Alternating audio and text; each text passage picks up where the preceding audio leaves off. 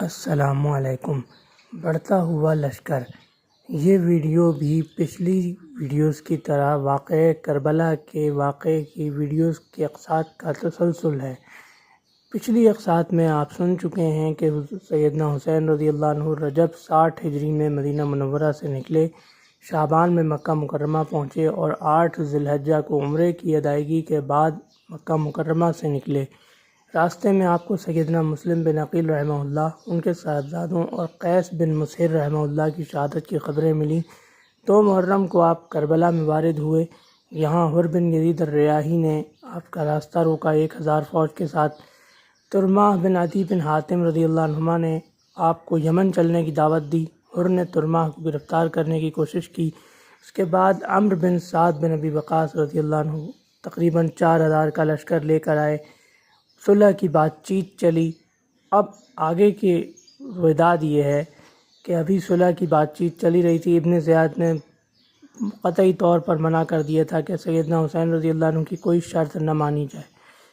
تو اس کے بعد پھر ابن زیاد نے جب دیکھا کہ عمرو بن سعد بجائے جنگ کرنے کے مفاہمت کے خواہاں ہیں، تو ابن زیاد نے پھر اپنے ترکش کا سب سے کاری اور سب سے خطرناک مہلک تیر سیدنا حسین رضی اللہ عنہ کی طرف بھیجا۔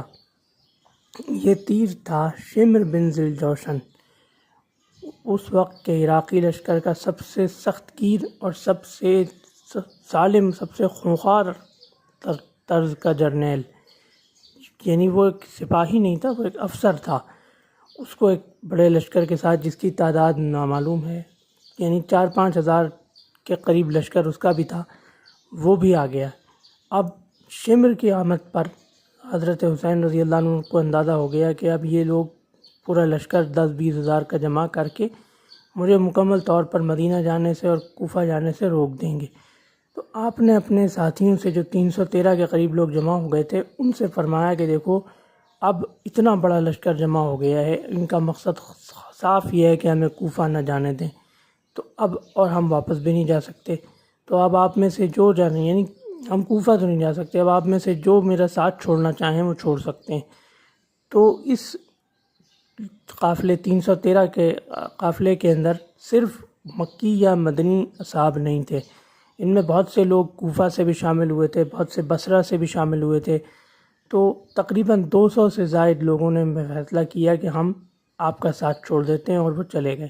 اب سیدنا حسین رضی اللہ عنہ کے ساتھ صرف 72 حضرات رہ گئے، جو مکہ مکرمہ اور مدینہ منورہ کے رہائشی تھے۔ ایک آدھ کوئی کوفی یا بصری تھا، ورنہ زیادہ تر مکی اور مدنی تھے۔ اب یہ صرف 72 حضرات رہ گئے۔ اس کے بعد شمر نے مزید سختی شروع کی۔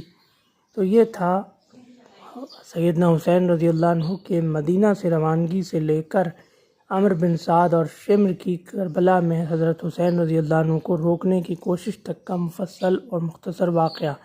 انشاءاللہ اگلی ویڈیو میں ہم اس کے آگے کے حالات بیان کریں گے کہ سیدنا حسین رضی اللہ عنہ پر اور ان کے قافلے پر، ان کے مختصر سے قافلے پر شمر نے کیا کیا سختیاں کی۔